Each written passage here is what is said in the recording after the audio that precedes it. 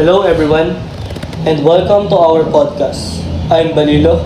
And I am Gintu. Today we are going to talk about topic that's very important in our everyday lives. Digital wellness and tech addiction. Before we start, Gintu, let me ask you a question. How many hours do you usually spend using your phone every day? Honestly, maybe around 5 to 8 hours a day. I use my phone for school, social media, watching videos, chatting with friends, and something playing games. Wow, that is a lot of time. But honestly, many people can probably relate to that. Technology has become a huge part of our daily lives. That's true. Most of us use technology from the moment we wake up until the time we go to sleep. Sometimes the first things we do in morning is check our phones. Yeah, and sometimes the last thing we do before sleeping is scroll through social media. Exactly. But this raises an important question when those normal technology use become too much.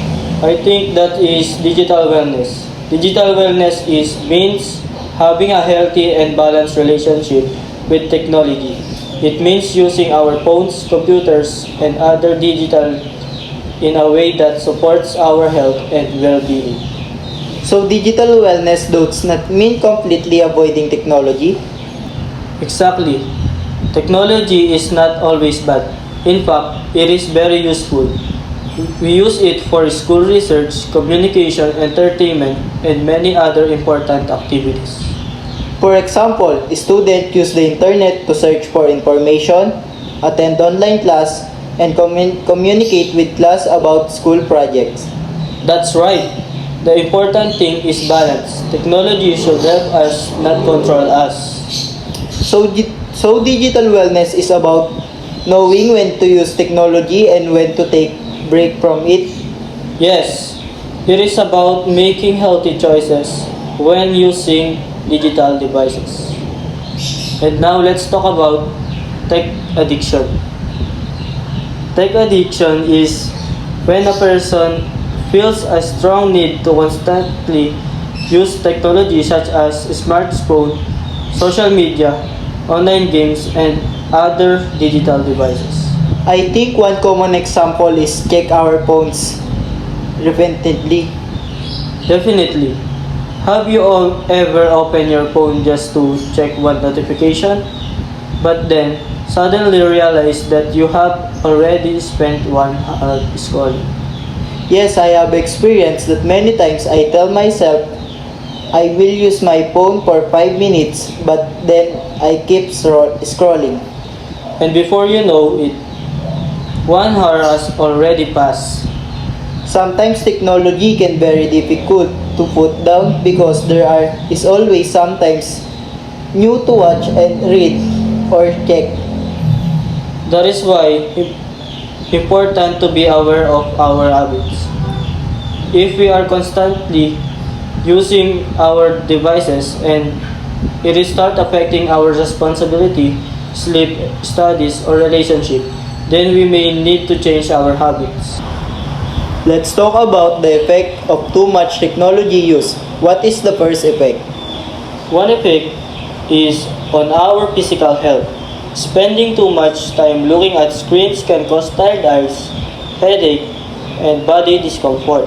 It can also affect our sleep. Many people are their phones late at night instead of sleeping. Yes, and when we do that, we may feel tired and difficulty focusing the next day. Another effect in our mental and emotional health. That's true.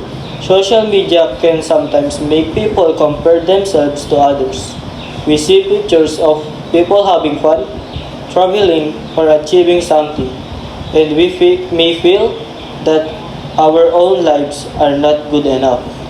But we should remember that people usually share only the best part of their lives. Online, we do not always see the problem and struggle behind the picture. Exactly. Comparing ourselves too much to others online can affect our confidence and happiness. Technology can also affect our studies. Yes, a student may plan to study But then a notification appears, the student checks the phone, watches the video, and starts scrolling. And suddenly, instead of studying for 1 hour, they spend the entire time on their phones. That is why technology can both helpful and distracting. It can also affect our relationship. Sometimes people are together physically, but everyone is focused on their own phones. That's true. Technology is supposed to connect us, but too much screen time can sometimes make us less connected to the people around us. So how can we practice digital wellness? The first step is to check our screen time.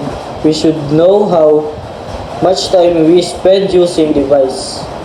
Sometimes we may be surprised when we see how many hours we spend on our phones. The second step is to set healthy boundaries. For example, we can avoid using our phone while studying or eating. We can also create screen-free time. Instead of always using our phones, we can spend time with our family and friends. We can also do other activities such as reading, exercising, drawing, listening to music, or simply relaxing. Another important tip is to protect our sleep. We should try to avoid using phones until very late at night. Yes, getting enough sleep is important for our physical and mental health. And before opening an app, we can ask ourselves why I am opening this. That is a good question. We can also ask, do I really need to use this right now? This simple question can help our becomes more responsible user of technology. Technology itself is not the enemy. It is a tool that can help us learn, communicate, and enjoy life. But we should remember that technology should be tool, not something that control our entire lives. We should be able to use our phones without allowing them to control our time, sleep, studies, emotion, and relationship. Digital wellness is all about balance. We need to know when to connect online and when to disconnect. So the next time you reach for your phone, ask yourself, am I using technology or is technology using me? That is very important question. And remember, life is not only happening on our screen.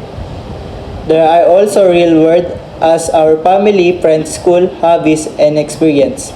So let's use technology wisely. Take breaks from our screen. Get enough sleep Spend time with the people you can care about. and create a healthy balance between your digital life and your real life. Thank you for listening to our podcast. We hope you learned something valuable about digital wellness and tech addiction. Remember, technology should be part of our lives, but it should not become our whole life. This has been Timothy. And Ginto, Thank you for listening and stay digital well. Great love daw ay ang taong sobra mong minahal pero hindi naging sayo sa huli. Siya yung kahit lumipas na ang mahabang panahon ay nananatili pa rin siya sa iyong puso at hindi mo siya makalimutan. Ngunit paano kung ang taong minahal mo ng sobra na matagal nang nawala ay muling mong natagpuan? Handa ka bang ipaglaban siya kahit nararamdaman mong muli siyang mawawala at magpapaalam?